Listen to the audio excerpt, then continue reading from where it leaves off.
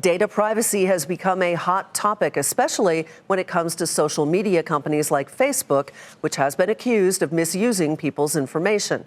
And just this week, Alphabet added a new line to its disclosure about how data privacy issues could harm its advertising business, which brings us to all of those privacy policies that we see when we log onto websites. Usually, we just click yes.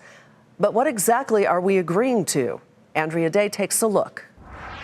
Imagine your toothbrush spying on you, your coffee shop blabbing about what you search online, even your mattress listening in while you're in bed. I think it falls into the category of creepy. Your personal info could be scooped up by a company, even handed out to others, and you might not have a clue. Consumers need to behave in a really paranoid way, where you assume that any company that can is probably going to collect information about you. It all starts with this, a corporate privacy policy. You might not even read them and just click accept when you download or sign up. These aren't negotiated agreements. We sat down with 3 pros to find out what's really going on behind the policies. Privacy attorney Michael Kasdan, cybersecurity pro Brian Vecchi, and cyber specialist attorney Alex Urbelis. How long does it take for you to digest an average policy?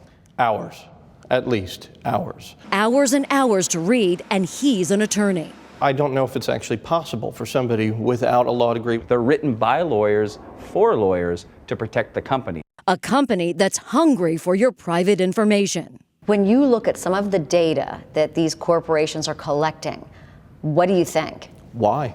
We don't know what's happening there. But what we do know is that they find this very, very valuable. We asked all 3 pros what policies they think raise some flags. For your Urbelis, it's Philips Sonicare's Bluetooth toothbrush. It connects to an app to reveal brushing habits. In the policy, the personal data we collect may include your first name, username, profile picture, email address, gender, birthday, age, country, language, and password. And Philips may also work with third parties who process your personal data for their own purposes. But it's up to you to find those other privacy policies that relate to these third parties and figure out what they're doing with your data. Philips tells us they take data protection very seriously. The privacy notice is aimed at transparency on this point, as it describes in detail which data will be received by Philips, and Philips will only share their data with these independent third parties at the user's request. According to Kasdan, Starbucks collects loads of info that has nothing to do with serving coffee.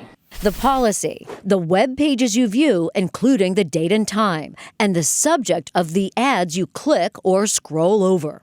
Kasdan says Starbucks then allows third parties to access that info. The policy.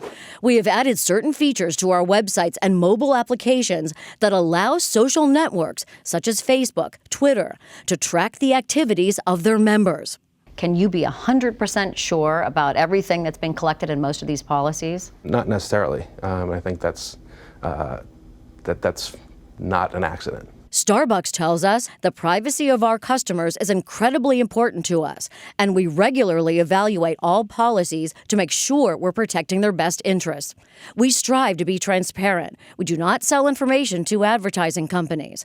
You'll also note that the terms of our policy provide customers options for choosing to share information with us. Vecchi flags the policy for Sleep Number's mattress. Last November, it was found to have permission to record audio while you sleep. The policy once said, we also may collect personal information, which may include audio in your room to detect snoring and similar sleep conditions. The shocking thing was how it was buried in a privacy policy, not told right up front. According to Sleep Number's products do not record audio. This was an error in our privacy policy, and we have since corrected this. So what can you do? The pros say read the policy before you click. It is important to read because it does tell you what could be done with your data. And while it may seem crazy to read something the pros say even they struggle with and that can change on a whim, the hope is if enough people look, anything dubious will come to light. For Nightly Business Report, I'm Andrea Day.